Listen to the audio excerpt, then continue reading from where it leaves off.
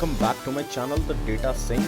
तो आज की वीडियो हम बात करेंगे क्या डिफरेंस होता है between a class variable and an object variable. तो ये एक बहुत इंटरेस्टिंग टॉपिक है क्योंकि इंटरव्यू में काफ़ी बार पूछा जाता है और पाइथन इसे अलग तरीके से हैंडल करता है, तो इसीलिए ये थोड़ा और भी इंटरेस्टिंग हो जाता है। इससे पहले अगर अभी तक आपने चैनल को सब्सक्राइब नहीं करा तो प्लीज़ चैनल को सब्सक्राइब ज़रूर कर दें एंड ये वीडियो एंड तक ज़रूर देखना क्योंकि आपको हो सकता है इसमें से कोई एक क्वेश्चन जो है इंटरव्यू में पूछा जाए। तो let's jump to the Jupyter notebook. तो ये एक हमारी क्लास है जिसको हम पिछली 2 वीडियोस से यूज़ करते आ रहे हैं। तो इस क्लास के अंदर एक सिंपल क्लास है जो पर्सन नाम से बनाई हुई है हमने, जिसके अंदर हमारे पास 2 एट्रीब्यूट्स हैं, name and age, and we have one method called age talk जिसके अंदर हम सिंपली कुछ प्रिंट कर रहे हैं। तो यहाँ पे हमारे पास अगर आपको याद हो, जो हमने सबसे पहले मैंने वीडियो बनाई थी जिसमें हमने क्लास कंस्ट्रक्शन सीखी थी, तो उसमें एक चीज़ थी, उसमें मैंने पहले तो जो 2 वेरिएबल्स थे वो ऐसे बनाए हुए थे एंड बाद में मैंने उसे कंस्ट्रक्टर के अंदर डाल दिया था। आई थॉट कि मैं इसे पहले थोड़ा सिंपल तरीके से समझाऊं, बट मेरे को ऐसा लगा कि जो भी लोग ऐसे समझा रहे हैं वो आपको गलत तरीके से समझा रहे हैं एंड ये वेरिएबल बनाने का सही तरीका नहीं है, ऑब्जेक्ट वेरिएबल बनाने का। तो इसीलिए मैंने उसको थोड़ा और वीडियो को एक्सटेंड करके आपको कंस्ट्रक्टर का कंसेप्ट भी उसी में समझाया। क्यों ये सही तरीका नहीं है? क्योंकि जब हमारे पास एक क्लास होती है तो क्लास के अंदर हमारे पास एसोसिएटेड होते हैं ऑब्जेक्ट। अब लेट्स से कि आपकी ये क्लास है और आपको यहाँ पे एक काउंट रखना है सिंपली कि कितने लोग हैं हमारी ऑर्गेनाइजेशन में, कितने लोग होंगे जितने हम इस क्लास के ऑब्जेक्ट बनाएंगे।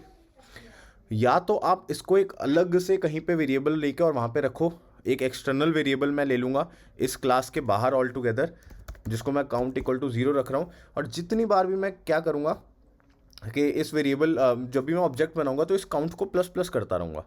अब क्या है कि मेरे ऊपर है कि मैं एज अ डेवलपर जो है इस चीज़ को इम्प्लीमेंट करूँ अच्छे तरीके से। हो सकता है मैं कंपनी में ये कोड लिख रहा था, मैं कंपनी छोड़ के चला गया, एक नया डेवलपर आया, अब उसको नहीं पता कि ये कैसे करना है और ये कुछ ऐसा करना भी था, तो उसने काउंट प्लस प्लस नहीं करा और ये जो हमारा कोड था वो हिल गया।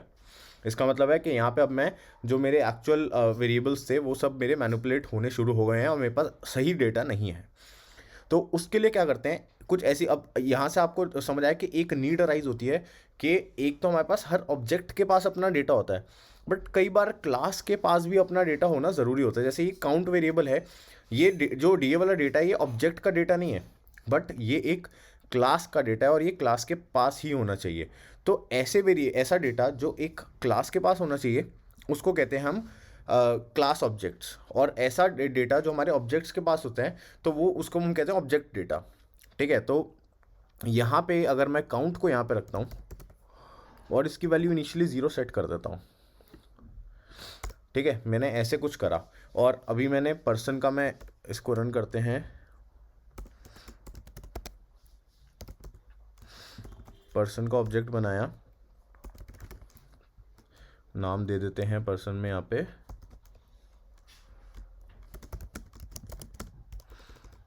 दया सिंह आ गया था, यहाँ पे द डेटा सिंह लिखना है हमें, एज डाल देते हैं 28, एज से कुछ जज मत करना मेरे दोस्तों।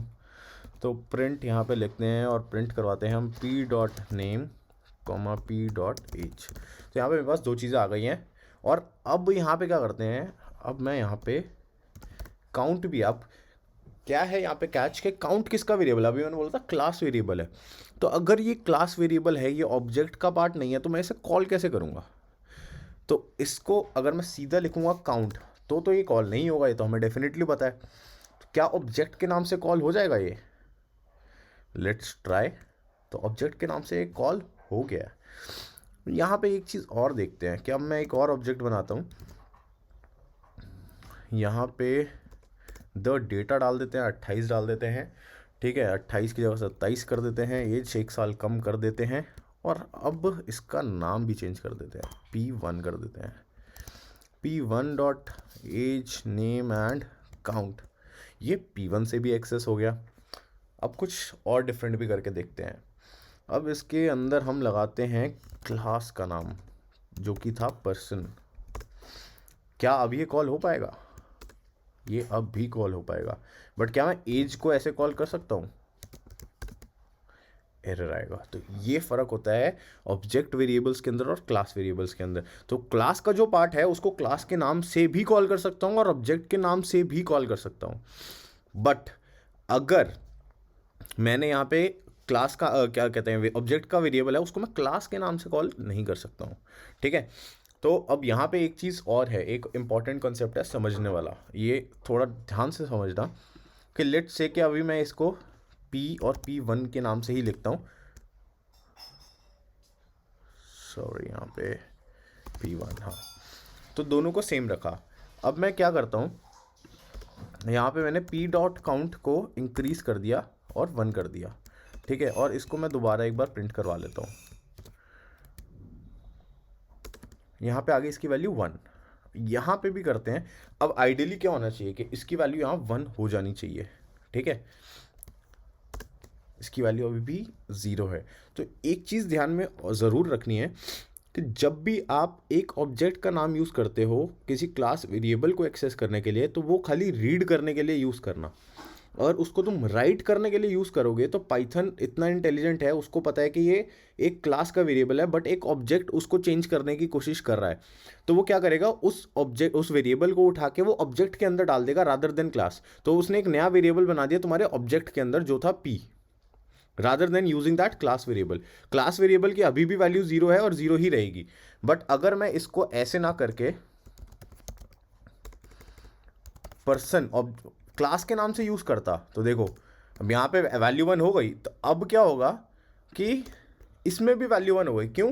क्योंकि वहाँ पे क्लास का वेरिएबल ही अपडेट हुआ, क्लास के नाम से ही अपडेट हुआ। तो इसका मतलब है जो ये एक्चुअली ये वाला वेरिएबल था इसी को अपडेट करा और ऑब्जेक्ट के अंदर एक नया वेरिएबल नहीं बनाया। तो जब ये वेरिएबल चेंज हो गया यहाँ पे, तो वो सब ऑब्जेक्ट्स के अंदर ऑटोमेटिकली चेंज हो जाएगा। तो ये हमारा डिफरेंस था क्लास वेरिएबल के अंदर और ऑब्जेक्ट वेरिएबल्स के अंदर। अगर आपको ये थोड़ा, एक मेरे को पता है कि जो क्लासेस और ऑब्जेक्ट्स है यहाँ से थोड़ा सा डिफिकल्ट हो जाता है पाइथन को लर्न करना, बट अगर आपको ये चीज़ समझ नहीं आई है तो प्लीज़ कमेंट करके मुझे बताओ कि इसमें आपको क्या चीज़ समझ नहीं आई है। I am ready to help you to understand it in a more clear way. और अगर आपके पास मेरे लिए कुछ फीडबैक है तो वो भी शेयर ज़रूर करना। और अगर वीडियो को यहाँ तक देखा है तो ज़रूर लाइक करना प्लीज़, एंड चैनल को सब्सक्राइब भी करना। और जो भी आपके आसपास हैं जो सीख रहे हैं पाइथन, उनके साथ चैनल को ज़रूर शेयर करना। और मेरे चैनल पे कुछ ऐसी सीरीज़ भी हैं जो आपको हेल्प कर सकते हैं टू फेस द इंटरव्यूज़। तो आप उन प्लेसमेंट सीरीज़ को भी ज़रूर देखना।